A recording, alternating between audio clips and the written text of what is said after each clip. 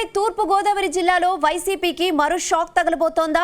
స్థానిక లీడర్లే టార్గెట్ గా కూటమి సర్కార్ పావులు కదుపుతోందా? వైసీపీ నేత పెండెం దొరబాబు జనసేనలో చేరడంతోనే దూకుడు పెంచారా? త్వరలోనే తూర్పు గోదావరి జెడ్పీ పీఠంపై కూటమి జెండా ఎగరడం ఖాయమైందా? జెడ్పీ పీఠాన్ని దక్కించుకునేందుకు జనసేన ఏం చేస్తోంది?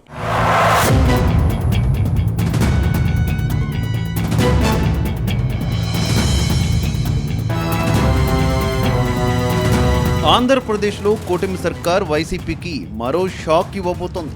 ఇన్నాళ్ళు వైసీపీ ముఖ్య నేతలే టార్గెట్గా పావులు కదిపిన ప్రభుత్వం ఇప్పుడు స్థానిక సంస్థలను దక్కించుకునేందుకు ప్రయత్నాలను మరింత తీవ్రం చేసింది. ఇందులో భాగంగానే ఉమ్మడి తూర్పుగోదావరి జిల్లా పరిషత్ను దక్కించుకునేందుకు టీడీపీ పెద్దలు వేగంగా పావులు కదుపుతున్నారు. ప్రస్తుతం తూర్పుగోదావరి జడ్పీ పీఠం వైసీపీ చేతుల్లో ఉంది. 2021 సెప్టెంబర్లో మొత్తం 62 మంది జడ్పీటీసీ సభ్యులతో పాలకవర్గం ఏర్పడింది. ఇందులో రాజమండ్రి రూరల్లో కోర్టు వివాదం కారణంగా ఎన్నిక జరగలేదు. ఇక కడియం, కోటనందూరు జడ్పీటీసీలు రాజీనామాలు చేశారు. దీంతో 59 మంది జడ్పీటీసీలు వైసీపీ వారి ఉండడంతో చైర్మన్, 2 వైస్ చైర్మన్లతో జడ్పీపై వైసీపీకి పట్టుంది.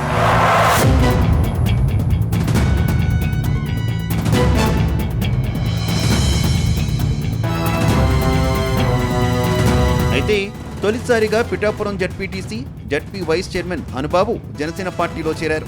ఆయన మాజీ ఎమ్మెల్యే పెండెం దొరబాబుతో కలిసి జనసేన అధినేత పవన్ కళ్యాణ్ సమక్షంలో పార్టీలో జాయిన్ అయ్యారు. దీంతో జనసేనకు జడ్పీలో ఒక సీటు దక్కినట్లు అయింది. ఈ నేపథ్యంలో పలువురు జడ్పీటీసీలు టీడీపీ, జనసేన పార్టీల వైపు తొంగి చూస్తున్నారు. వారిని పార్టీలో కలిపేసుకునేందుకు ఆ 2 పార్టీలు సిద్ధంగా ఉన్నాయి.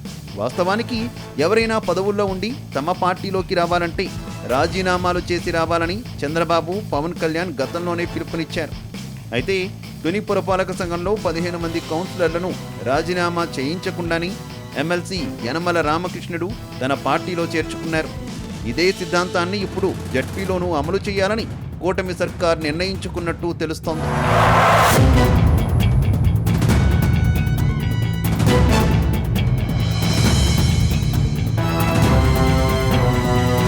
మరోవైపు అప్పట్లో చేసిన చట్టం ప్రకారం చైర్మన్పై అవిశ్వాస తీర్మానం పెట్టాలంటే 4 ఏళ్ల కాలపరిమితి ముగియాలి.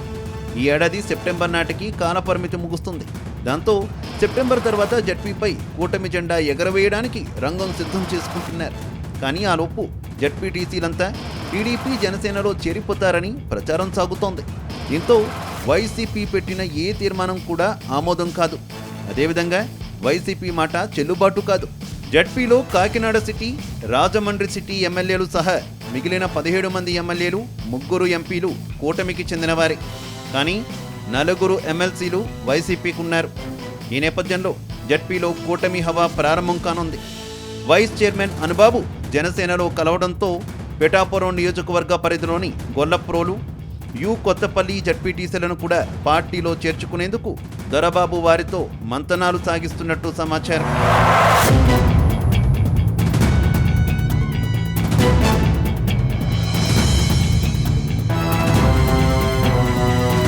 మొత్తం మీద తూర్పుగోదావరి జడ్పీ పీఠంతో పాటు జిల్లాలోని పిఠాపురం, గొల్లప్రోలు, తుని, సామర్లకోట, పెద్దాపురం, రామచంద్రాపురం, అమలాపురం, ముమ్మడివరం, ఏలేశ్వరం పురపాలక సంఘాలను కూడా కైవసం చేసుకునేందుకు రంగం సిద్ధమవుతోంది.